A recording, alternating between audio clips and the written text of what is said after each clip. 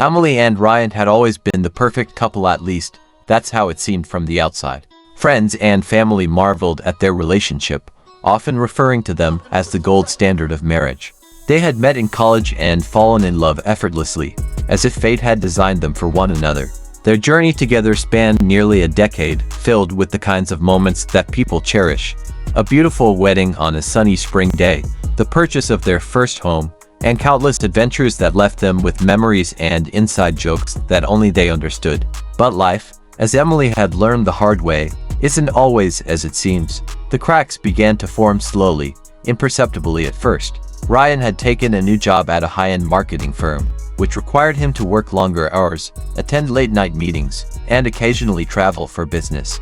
Emily was supportive, understanding that this new opportunity was important for his career. She had her own successful freelance graphic design business, which allowed her the flexibility to manage the house and keep their lives in order. At first, the distance between them was bearable.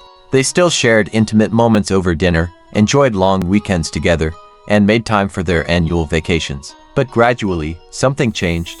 Ryan became more distracted, often retreating to his phone in the middle of conversations. He began to miss family events, cancel date nights, and dismiss Emily's concerns with a wave of his hand, claiming that work was just overwhelming. Emily tried to be patient, giving him the benefit of the doubt. She trusted him implicitly and believed that this rough patch would pass, as so many others had in their years together. But there was a nagging feeling deep within her, a sense of unease that she couldn't shake. It wasn't just the late nights or the cancelled plans, it was the way Ryan had begun to look at her, as though she were no longer the center of his world. It was the way he smiled at his phone, the way he started locking it with a password, the way he pulled away when she tried to kiss him. Still, Emily pushed the doubts aside. She didn't want to be the paranoid wife, the one who jumped to conclusions or made baseless accusations. But the feeling of unease only grew stronger, gnawing at her every time Ryan left the house without explanation, or when his phone buzzed late at night, and he'd quickly silence it without showing her the screen. Emily's once peaceful mind became a battlefield of questions she was too afraid to ask. One Saturday morning, everything changed. Emily was cleaning the kitchen while Ryan mowed the lawn. It was one of those rare weekends where neither of them had any plans, and she was looking forward to spending some quality time together. As she wiped down the counters, Ryan's phone buzzed on the table. Emily hesitated for a moment, glancing at it casually. It wasn't unusual for his phone to ring with work messages, but something about this time felt different. She picked it up, her heart racing as if her body knew something her mind didn't want to acknowledge. A message from someone named Hannah flashed on the screen. "Can't stop thinking about last night. When can I see you again?" Emily's breath caught in her throat. Her hand trembled as she put the phone down, the words echoing in her mind. Who was Hannah? Why was she texting Ryan about last night? The question swirled around her head, and suddenly everything clicked. The late nights, the secrecy, the growing distance between them, it all pointed to one thing. Still, she didn't want to jump to conclusions. Maybe there was a logical explanation. Maybe Hannah was a colleague, and this was just a misunderstanding. But deep down, Emily knew the truth, even if she wasn't ready to admit it. Ryan came inside a few minutes later, wiping sweat from his forehead and smiling as if everything were fine. Emily forced herself to smile back, her mind still racing. She couldn't confront him, not yet. She needed time to think, time to plan. So she stuffed the hurt down deep, pretending nothing was wrong. Over the next few days, Emily began to gather evidence. She knew she couldn't confront Ryan without proof, and the more she thought about it, the more she realized she needed to approach this carefully. She began checking his phone when he was asleep or distracted, scanning through his messages, emails, and even his social media accounts. What she found shattered her. Hannah was not just a random woman. She worked with Ryan, a new intern who had joined his company a few months ago. Their relationship had started as a professional one, but the messages quickly became flirtatious, then romantic, and eventually intimate. There were plans for secret dinners, late-night meetups, and even a weekend getaway that Ryan had lied about, claiming it was a work retreat. Emily felt sick to her stomach. The man she had trusted, the man she had built her life with, was living a double life. The betrayal was too much to bear, but she didn't cry. Instead, something inside her hardened. She wasn't going to be the victim. Ryan had destroyed their marriage, but she would make sure he paid for it. Emily spent the next few weeks quietly preparing her revenge.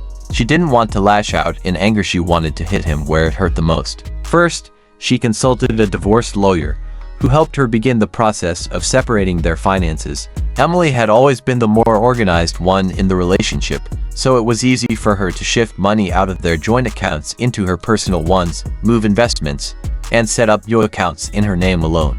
She did it all slowly, methodically, making sure Ryan wouldn't notice until it was too late. Next, Emily began her investigation into Hannah.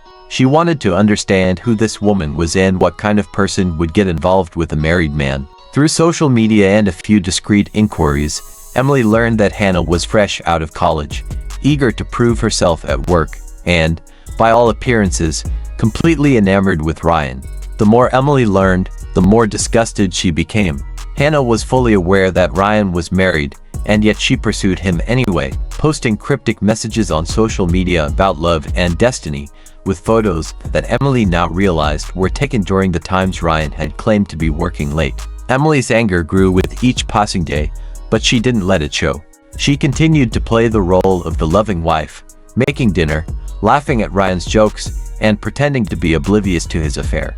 She wanted him to believe that everything was fine, that he had gotten away with it. She needed him to be comfortable, so his fall would be that much harder. The anniversary of their wedding was approaching, marking 8 years since they had said their vows in front of friends and family.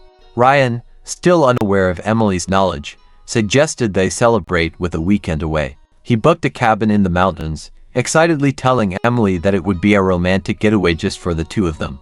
Emily agreed, her heart racing as she realized this would be the perfect opportunity to execute her plan. The day before they were set to leave, Emily gathered everything she needed: the divorce papers, the evidence of Ryan's affair, and the documents detailing the separation of their assets. She packed her bags carefully, making sure to include every piece of evidence that would seal his fate. They drove up to the cabin, the crisp mountain air filling the car as Ryan talked about their plans for hiking, stargazing, and relaxing by the fire. Emily nodded along, keeping her true feelings hidden behind a calm exterior.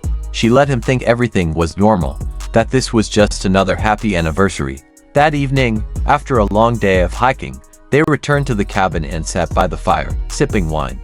Ryan was in high spirits, clearly enjoying the peace and solitude of the mountains. Emily waited for the right moment, letting the tension build as they talked about their future, their dreams, and how lucky they were to have each other.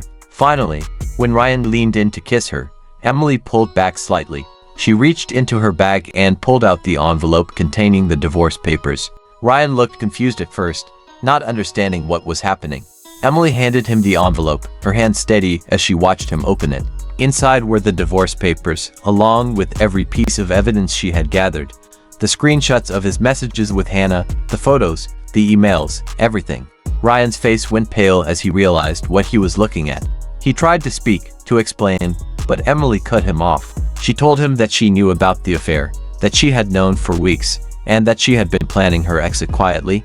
She explained that she had already moved half of their assets into her own accounts, that the house was in her name, and that he would be left with almost nothing. Ryan stammered, trying to apologize, trying to tell her that it had been a mistake, that he still loved her. But Emily didn't care. She told him that love didn't survive betrayal, that trust once broken could never be repaired. She had already made her decision, and there was no going back. As the fire crackled in the background, Emily felt an overwhelming sense of calm wash over her. Ryan was still pleading, still trying to salvage something from the wreckage of their marriage. But Emily had already moved on in her mind. She had already grieved, already processed the loss of the man she thought she knew. The weekend, which Ryan had intended as a romantic getaway, had turned into a nightmare for him. By the time they drove back home, he was a broken man, his life in ruins. Emily had made sure that not only would he lose her, but that his professional life would suffer as well. She had sent copies of the affair to Ryan's boss, ensuring that his once shining reputation would be tainted by his actions. Emily packed up the last of her things and left their house for good. She felt no sadness, no regret, only relief. The life she had built with Ryan was over, but she knew that she had emerged stronger. She had taken control of her fate, refusing to be the victim.